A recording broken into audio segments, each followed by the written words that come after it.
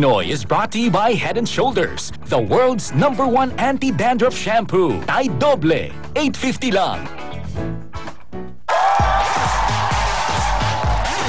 Tuloy lang po ang kasiyahan dito sa Sunday edition ng Talentadong Pinoy. Lahat po ng talentadong nag-perform ngayong gabi, lahat silang 7 ay tatanggap ng 5,000 piso. Yan ay manalo man o matalo. At dahil wala sa kanilang nasara ng kurtina, lahat kayo, meron pa kayong tsansang manalo ng 50,000 pesos. Pero yan ay mangyayari lamang kapag napatumba ninyo ang ating 5-time defending champion, si Sor.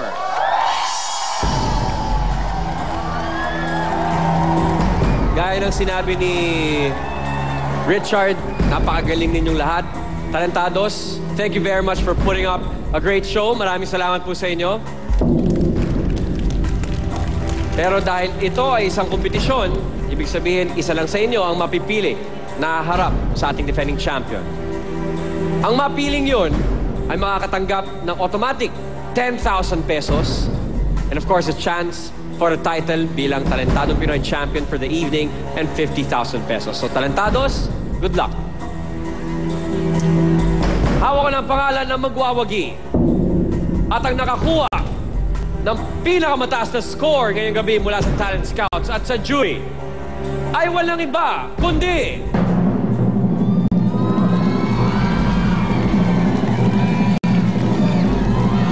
congratulations, Aaron! Thank you very much, Talentados. Aaron, congratulations, pare ko. Sa ating ibang Talentados, thank you very much. Aaron, congrats, ikaw ang maharap sa ating 5-time defending champion na si Sor. Sa bawat lakbay ng ating defending champion ay kasama niya ang kanyang nanay. Alamin natin ang nararamdaman ng isang ina na nakikitang kumikinang ang bituin ng kanyang anak. Panoorin po ito. Someday I wish upon a star and wake up where the clouds are far behind me.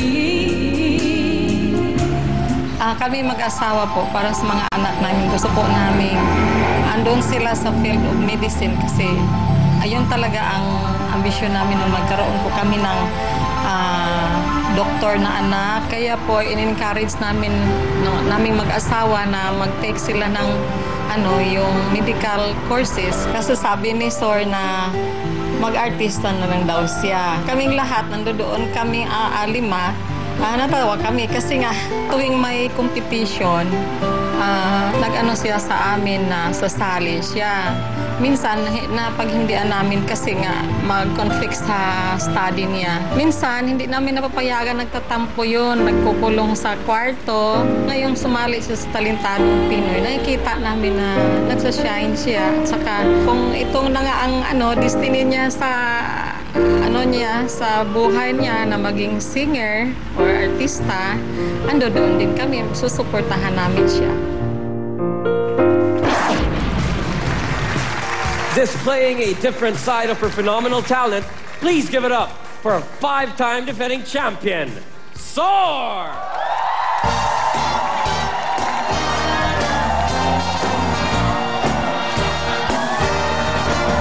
Met a man quite like you. Do know he can making my dreams come true. You're strong and you're smart. You've stolen my heart, and I give you the rest of me too. You're the perfect man for me.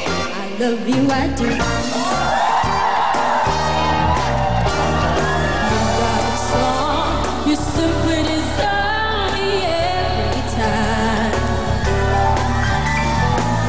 You drive, I'll go for the ride your way. We've said this before, there won't be a day that's close to us. I'm putting all my trust in you, 'cause you'll always be true.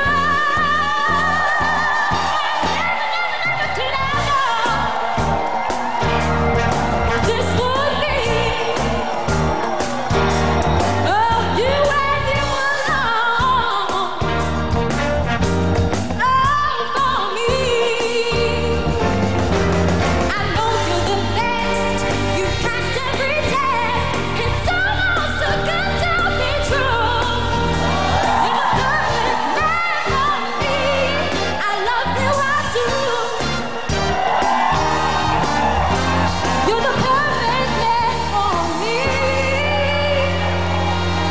love you, I do.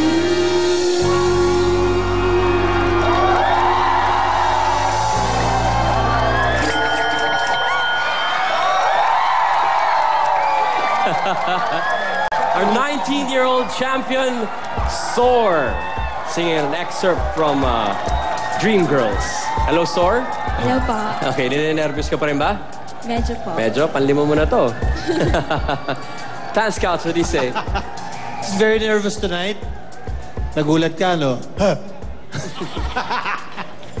Alam mo, Sor, it's okay for me tonight dahil medyo nag-take ka ng risk. But you were not very comfortable with what you were doing on stage. Kailangan kasi pag nasa championship level ka, iba na yung pinapakita mo eh. Performances like this, I feel, can easily be toppled by someone na isang magaling lang na performer. So tonight will be a little difficult for the judges and for the jury. Kasi yung kalaban mo si Aaron, kahit bata siya, he sings well, ganda ng boses niya, buo yung boses niya. It's something to think about. It will be a good comparison tonight. You win or you lose tonight, it's still good.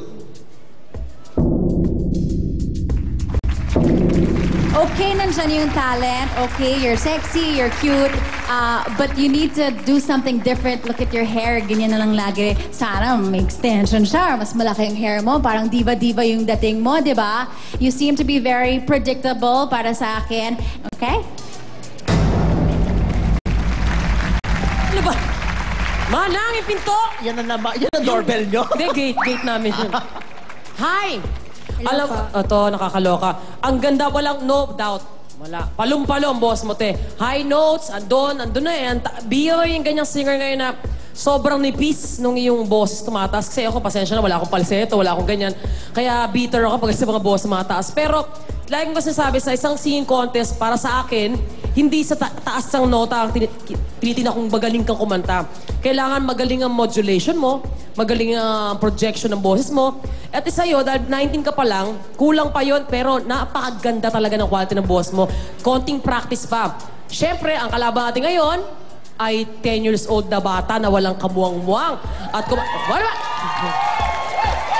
Oo, so medyo mahihirapan talaga tayo. Pero kung talent gusto ko yung ginawa mo talagang hindi pa hinalikan para tinodo mo na Kung matalo ka man, at least panalo ka naman sa meron kang may bawi factor. Pero gusto ko yun na you took the risk na, di ba, na umarte. Actually, koko sa'yo, ako, Diyos ko. Good luck na lang kasi ako gulong-gulo ko Hindi ko alam Bahala na, ha? Good luck, wapak. Ayan na naman, yung dagundong. Yung doorbell nyo nga, ayusin nyo. Te, alam mo, habang kumakanta ka, ang statement mo, ibigay nyo sa akin ang corona ngayong gabi or else. Ganon. And I appreciate the effort. Nung huli kitang na-judge, nakita ko na kabado ka. Ngayon, kabado ka pa din, siguro kasi nagpalit ka. Pero katulad ng sinasabi ni Sir Richard, may sir na rin.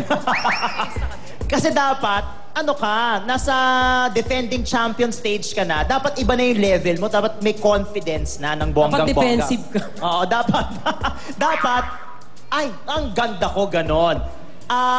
Ngayon, nakita ko talaga may kaba factor, no? Pero I appreciate the effort na talagang yung boses mo, nandyan, yung pag-ikot-ikot mo on stage, ganyan. At yung parang taga-parlor ka dati, mahilig ka magkulot. Gusto ko yan, yung mga kulot-kulot mo. Bongga, talentado ka, te. Go! Mark! Ganon!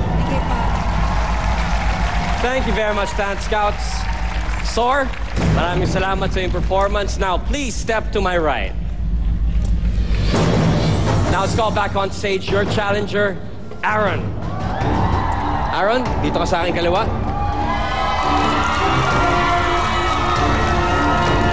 Nagandahan kaya ang ating talent scout sa jury sa ipinakita ni Soar. O mas namangha pa sila sa talento ni Aaron. Labanan muli ng mga powerful belters. Malalaman natin ang kasagutan sa ilang sandali kaya huwag kayo bibitiw. Ito ang pinakamalaking talent show on television.